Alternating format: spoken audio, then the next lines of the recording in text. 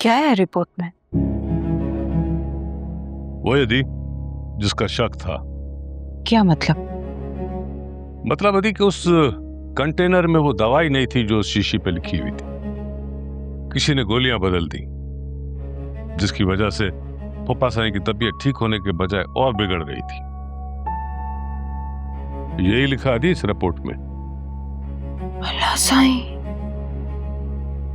हदा इस तरह दवा इस्तेमाल करने से तो खुदा न खास्ता बाबा साईं की जान भी जा सकती थी। फौरी तौर पे तो नहीं जा सकती थी, लेकिन अगर इसको लंबे अरसे तक इस्तेमाल करवाते तो हो सकता है जान भी चली जाती। बाबा साईं को कैसे पता चला कि ये दवा उनके लिए ठीक नहीं है? मुझे लगता है कि शीशी में किसी ने दवा उनके सामने ही बदली है। ऐसा कौन हो सकता है? किसमें इतनी जुर्रत है? आप अच्छी तरह जानते हैं मुलाजमों में इतनी हिम्मत नहीं है।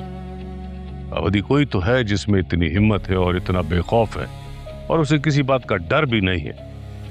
मुझे लगता है कि उसने दवा साईं के सामने बदली है। अदीजेब, तुम अपने इर्द गिर्द नजर रखो। हाँ, वो गाड़ी भी पकड़ी गई है जिसमें कनीज को अगवा कर फार्म हाउस लेकर गए थे। Farm house? आदि फार्म हाउस। एक मिनट।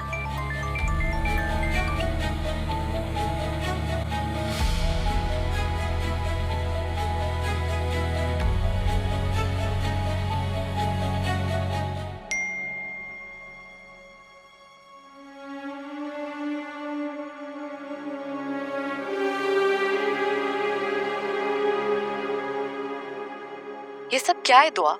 जिस शख्स ने तुम्हें और तुम्हारी पूरी फैमिली को पूरी दुनिया के सामने जलील करके रख दिया, तुम्हें कहीं मुंह दिखाने के काबिल नहीं छोड़ा, तुम अब भी उससे मिल रही हो? तुम ऐसा कैसे कर सकती हो? कुछ तो अपनी इज्जत का ख्याल करो। समीना आंटी बहुत गुस्से में इस वक्त। तुम्हें तो बड़े दावे थे मोहब्बत के, ये निकले तुम्हारे दावे। I hate you Ahad, I hate you. Ahad, तुम कब किस वक्त इतने बेवफा हो गए? क्यों बोल रहे हो इतना झूठ? क्यों? यार वसीम अब तक तुम्हारे ही मशवरे पे अमल कर रहा, पुलिस भी अपना काम कर ही रही है। अब जो कोई भी है इंशाल्लाह जरूर सामने आएगा। अच्छा सुनो, वो जो आजिर की डिटेल्स भेजी थी उसका क्या हुआ? यार उस पर रिसर्च करो थोड़ी सी, मैं अपने तौर पे रिसर्च कर ही रहा। Thank you.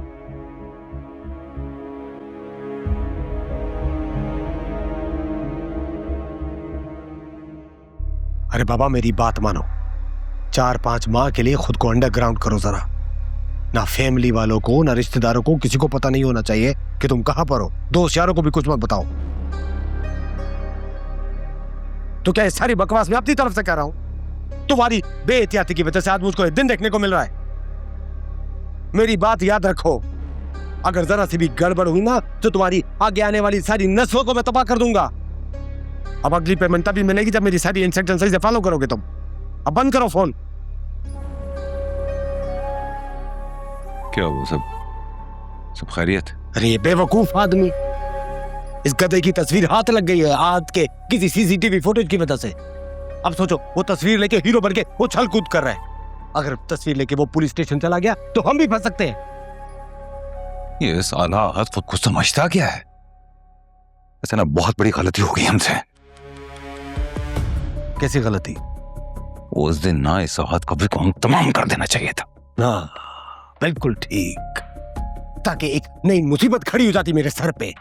अभी तो सिर्फ एक आदमी की तस्वीर लगी है उसके हाथ, और कोई सबूत भी नहीं है। शुक्र है खुदा का। तो मोहब्बत जी फिर फिक्र किस बात की है? फिक्र की बात तो है भाई। फिक्र की क्या बात है? ये दुआ का पासपोर्ट बना हुआ है क्या? किस लिए? अरे बाबा, यहाँ पे हमारे साथ कुछ भी हो सकता है। मैं तो सोच रहा हूँ निकाह के बाद दुआ को लेकर दुबई निकल जाता हूँ। हाँ, इस फैसले में मैं आपके बिल्कुल साथ हूं। मजीद किसी भी गड़बड़ से बच जाएंगे। कल मेहंदी, परसों निकाह, फिर सारी की सारी गेम आपके हाथ में होगी, और अब दुआ भी कोई हमाकत नहीं करेगी। हिमाकत? हाँ,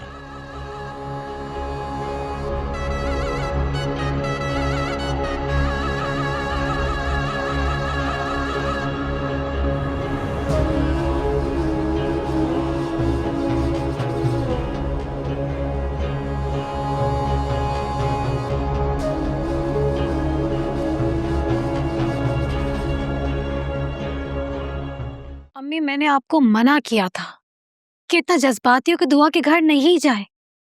अब अगर इस बात का आहत को पता चल गया कि हमने वहां जाके इतनी बातें सुनाई है तो मैंने कुछ गलत नहीं किया वहां जाकर। अम्मी आप दुआ की तरफ क्यों गई थी, बताएं मुझे। आहत, तुमने मजबूर किया था अम्मी को वहां जाने पर। ना तुम दुआ से मिलते, ना ही अम्मी जज्बाती होके वहां जाती। कम से कम उससे मिलने से पहले अम्मी को बता तो देते। ओ प्लीज आप ही रहने दे। मैं कोई छोटा बच्चा नहीं हूं जिसे किसी भी बात के लिए आपसे और अम्मी से इजाजत या मशवरे की जरूरत हो। यार I am an adult now. इतना शऊर है मुझ में कि अपने सही या गलत का फैसला कर सकूं, ना कि पूरी जिंदगी आप दोनों की उंगली पकड़ के चलता रहूं। अम्मी मुझे एक बात बताएं, मुझे अपनी जिंदगी का कोई भी फैसला करने का इख्तियार है या नहीं? फिर मैं कौन हूं? हाँ, सारी जिंदगी मैंने अकेले तुम दोनों को बाप बनकर पाला है। दुनिया की आंखों में आंखें डालकर अपना कारोबार खड़ा किया, रोजगार कमाया, ताकि जो कड़कती हुई धूप मेरे सर पर, उसकी तपिश मेरे बच्चों तक न पहुंच सके। और आज तुम इतने बड़े हो गए हो, इतने बाइख्तियार हो गए हो कि अपनी जिंदगी के फैसले तुम खुद कर सकते हो। फिर मैं कौन हूं आहद? अम्मी मेरे कहने का मतलब ये। इनफ आहद,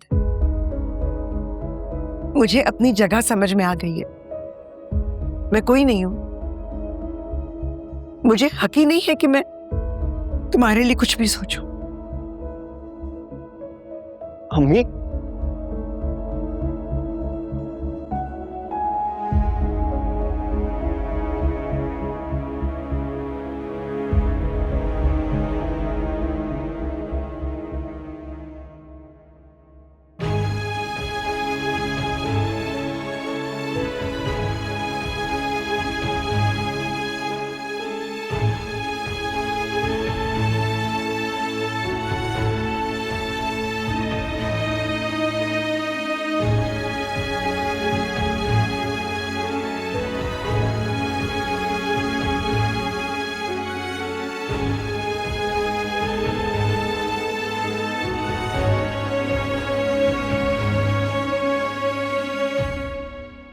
जी जी, मुझे बिल्कुल ऐसी ही डिवाइस चाहिए जिसे मैं अपने मोबाइल में भी मॉनिटर कर सकूं।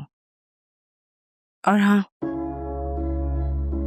एक बात का खास ख्याल रखना है आपने, कैमरे को ऐसी जगह फिक्स करना है जो किसी को नजर ना आए।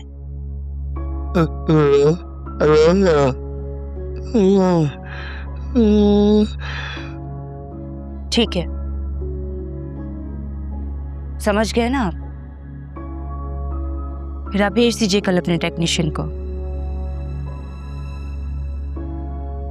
बाकी बातें मैं उसे समझा दूंगी। कल वेट करूंगी मैं।